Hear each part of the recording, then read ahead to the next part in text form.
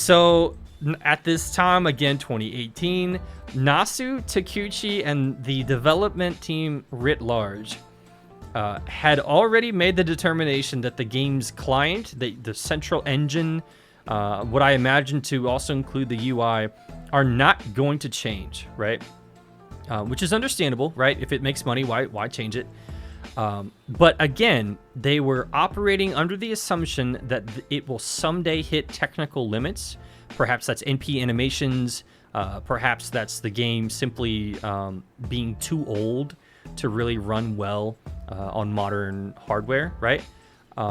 Or perhaps that's them reaching the end of FGO when some degree of those factors start to arise, right?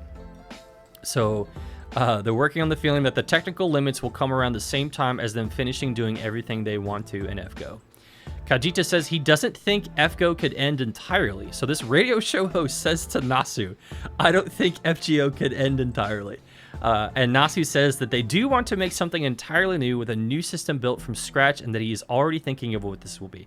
Again, this is 4 years ago.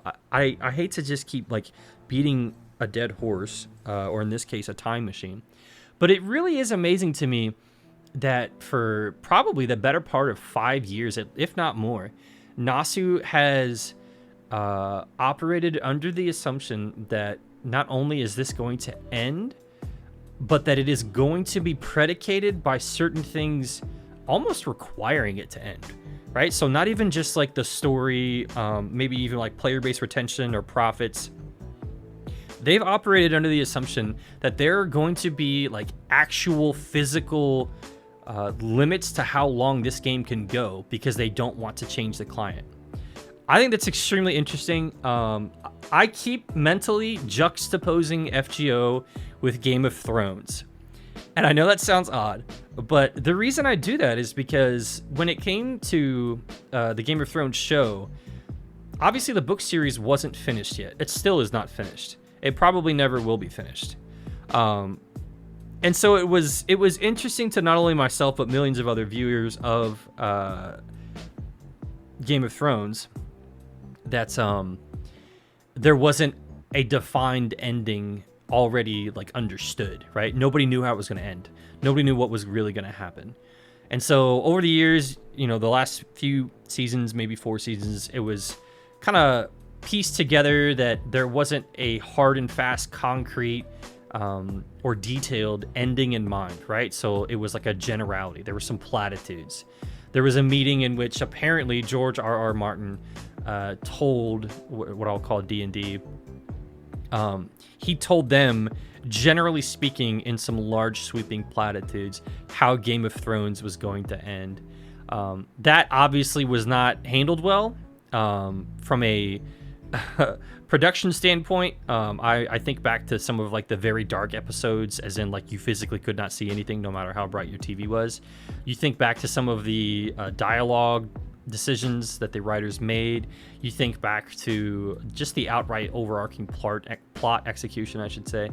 And I just find it hard to believe that would have been how George R.R. Martin would have handled it. I'm not speaking his praises by any means, but it's just clear to me that between the end of the show and the non-end of the books, because I don't think they'll ever end, I think he'll die before they end, it's just really clear to me that there was not this sense of limitation, right? There wasn't this like bounding box. There wasn't this sense of, all right, we are right here at point K. We are coming up on LMNO, and then we're going to end at point X, right? There wasn't sort of this like strategic roadmap in mind. And I think that's interesting because Game of Thrones, honestly, the way it started off and the way it was handled in the midpoint of its trajectory, it could have been one of the absolute greatest shows of all time. Like, it really could have been. It was doing really well. It was a cultural phenomenon. I remember going to watch parties when I was stationed at Fort Gordon in Georgia and just watching it, and like we all went crazy. Like it was so much fun, right? I am just impressed.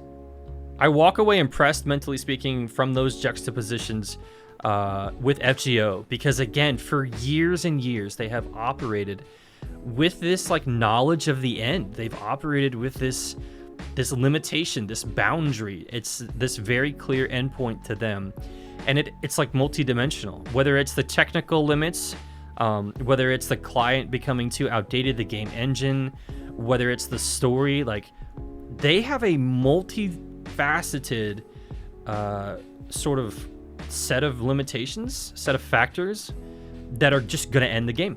It's going to, like, that's going to be it. That's going to be the end of the game in its current form and iteration. And I think that's so smart. I think that's really wise. But also as a fan, it's really exciting. It's really exciting. So going on, Kajita says again that he doesn't think FGO could end entirely. And then Nasu says that they would make a new system built from scratch and that he's already thinking of what this will be. This was 4 years ago. Never mind any sort of like hardware improvements, which are probably marginal on the mobile gaming level over the last few years, right? Never mind what the new system could have been 4 years ago from a design perspective. Never mind what it probably would end up having to change to as gaming evolves, right?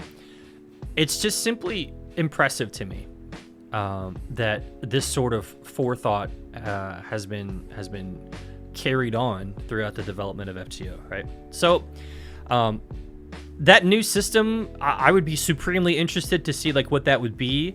I would also be like really interested to see the timing of it, right? So is this going to be something to where FGO ends and we already know, hey, here's the next step for either FGO 2 or just an entirely new game that's like a wink, wink, hint, hint FGO sequel type of thing, right? It makes too much money to not do something like that. And so, like, are we going to know when that new system is accessible? Like, are we going to know it when we see it? Are we going to know that new system of a Fate game is indeed what he's been, thinking about for years, right? It's exciting to me because from a business perspective, there's no way that they allow a long time period to lapse in between, Fate Grand Order potentially ending and the next product to come out.